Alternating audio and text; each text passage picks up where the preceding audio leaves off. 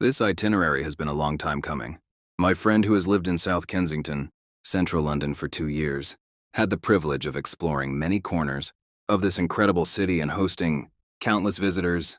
Over time, we perfected this 3-day itinerary to ensure our guests experience the best of London without feeling overwhelmed. Whether it was showing them the iconic landmarks, hidden gems, or our favorite local spots, this plan became our go-to guide for first-time visitors. 3 days is definitely not enough to see all the sights this amazing, historic city has to offer, but we'll cover many of the highlights and get you a well-rounded introduction to London. Whether you're a first-time visitor or a seasoned traveler, this plan guarantees unforgettable memories of the city. 3-day London itinerary overview. Day 1, Buckingham Palace, Westminster Abbey, Parliament, Big Ben, London Eye, afternoon tea, Covent Garden. Day 2, Tower of London, Tower Bridge, Borough Market, Tate Modern, Millennium Bridge, St. Paul's Cathedral, Sky Garden, West End Show. Day 3. Option 1, British Museum, Hyde Park, Pub Lunch, Natural History Museum or V&A Museum, Harrods, Notting Hill. Option 2, Notting Hill Market and Brunch, Hyde Park, Natural History Museum or V&A Museum, Harrods, Shoreditch. Day 1, Central London highlights, English breakfast in Buckingham Palace. Start your day with what everyone comes to London to try, a full English breakfast. I am personally not a fan of the dish, but a good one for this itinerary can be had at the Wolseley. It's a splurge for breakfast, but the dining hall's black, white and gold interior is striking. They also have a beautiful viennoiserie for pastries if that's more to your liking. If you're an early riser, you can walk around Mayfair after you finish and enjoy the beautiful buildings in this area before making your way to Buckingham Palace, the official residence of the British monarch. 11 a.m. Changing of the Guard. If it's a scheduled day, don't miss the Changing of the Guard ceremony, which takes place at 11 a.m., though the guards gather before that. Check timings in advance here. Be prepared. This is a very crowded activity. Tip: if you're visiting London in the summer, Buckingham Palace's staterooms are open to visitors from around mid-July to late September. You cannot take photos inside the staterooms, but they are magnificent and worth seeing. Just make sure to buy tickets in advance. From there, take a leisurely stroll through St. James's Park, one of London's most beautiful royal parks, with views of the lake and pelicans. 12 p.m., Westminster Abbey, Houses of Parliament, Big Ben. Next, head to Westminster Abbey, a UNESCO World Heritage Site and the site of royal coronations, weddings and burials. Entrance is free of charge if during one of the scheduled services. Otherwise, the Abbey closes quite early, 3:30 p.m. on weekdays, and earlier on weekends. So make sure you get here before closing if you want to go in. Tickets can be booked online, or you can do a tour that includes tickets. Some of them cover the top 20 sites of Westminster starting at the Ritz, very close to the Wolseley, and end with a visit to Westminster Abbey. Another option is to do an all-day tour that starts at Westminster Abbey, includes a river cruise, and ends at the Tower of London. However, if you're doing this on your own, after visiting the Abbey, walk over to the Houses of Parliament and Big Ben, officially called the Elizabeth Tower, for iconic photos. Then cross the Westminster Bridge for a better view. PM, London Eye or afternoon tea. Once you've crossed the bridge, you have a few options.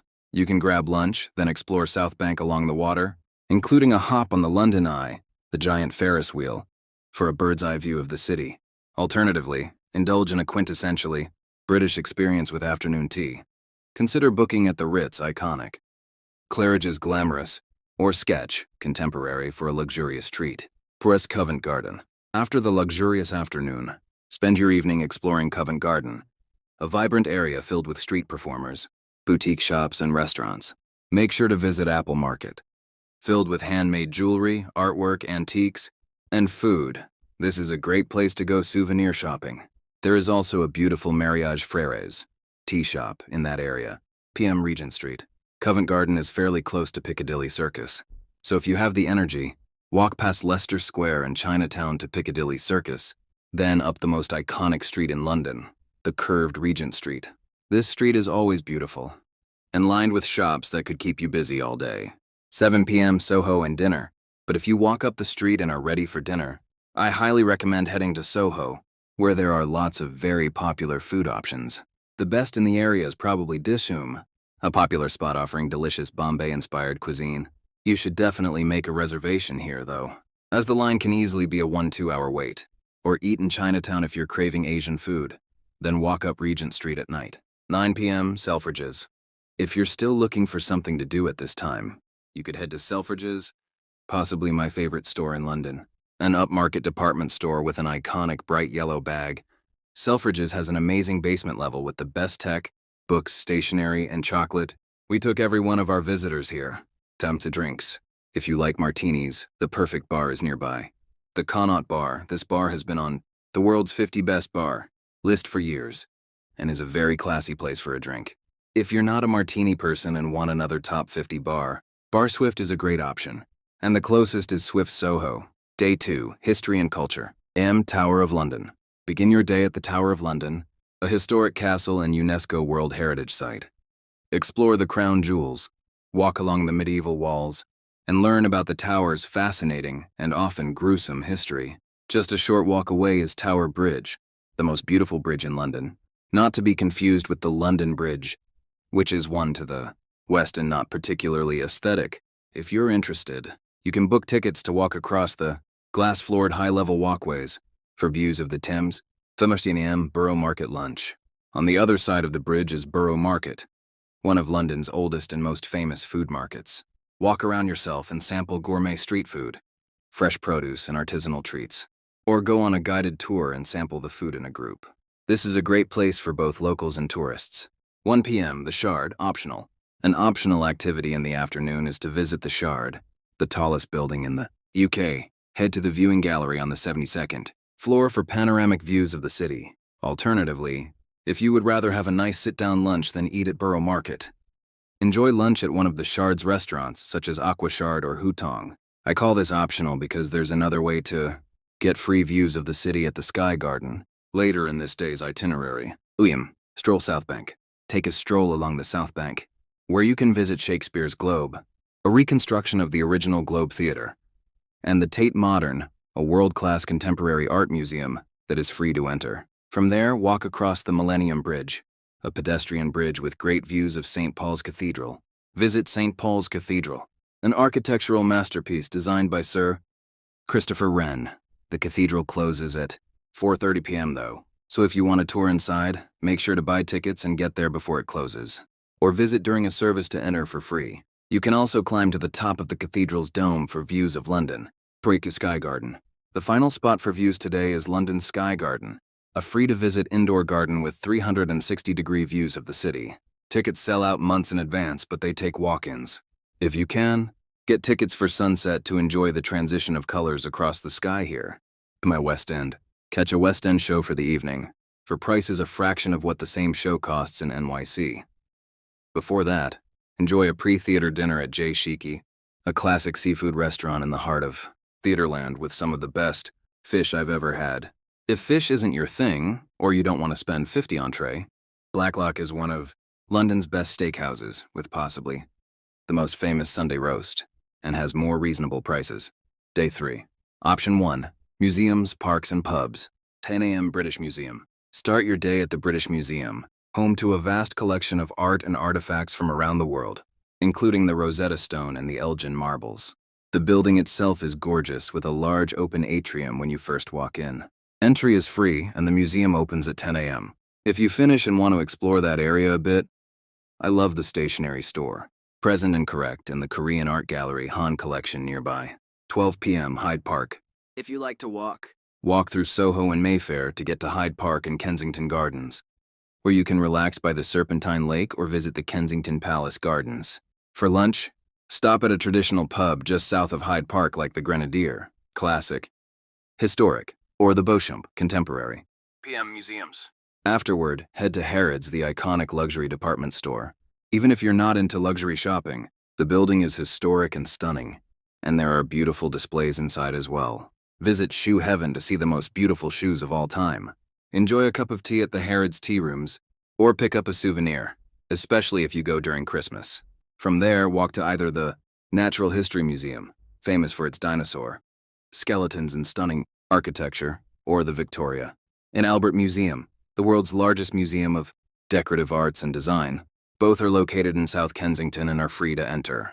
They both close around 5:45 p.m. Notting Hill. For your final evening, explore the trendy neighborhood of Notting Hill.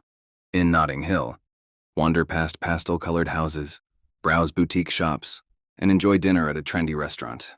Our favorite in that area is Core by Claire Smith, which you should reserve far in advance. Or if you haven't had enough of pubs, the Churchill Arms, known for its exterior floral displays, serves Thai food in the back. The food is just okay, but the ambience is cool to experience. Option 2, Notting Hill, markets, parks, museums. 9 a.m. Notting Hill Market and Brunch. Start your day in the charming neighborhood of Notting Hill. If it's a Saturday, head to Portobello Road Market, one of London's most famous street markets. Browse antiques, vintage clothing, and unique trinkets while soaking up the lively atmosphere. This is also the neighborhood you'll find the iconic pastel-colored houses in. They can be found on Portobello Road, Lancaster Road, Elgin Cres, and Colville Terrace. For brunch, stop at Beam, a trendy, always packed cafe serving Middle Eastern-inspired brunch, or Egg Break if you don't mind waiting in line. I would personally pass on Sunday in Brooklyn and find Granger & Co. just okay. 12 p.m., Hyde Park. After brunch, walk through Hyde Park, one of London's largest and most beautiful royal parks. If you have it in you, try to see both the Italian Gardens and the Kensington Palace. Then walk along the Serpentine Lake, or rent a pedal boat if the weather is nice. If you're visiting in winter, don't miss the Winter Wonderland Festival, which features festive markets, rides, and ice skating, and takes place on the east side of Hyde Park. Tennessee Natural History Museum or V&A Museum. Next, head to South Kensington, a chic neighborhood home to some of London's best museums.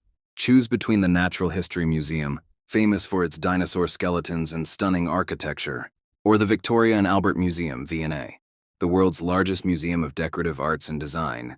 Both are free to enter. If you're traveling with kids, the Natural History Museum is probably a better choice, with interactive exhibits and a life-sized blue whale model. If you love art and design, though, the V&A is for you.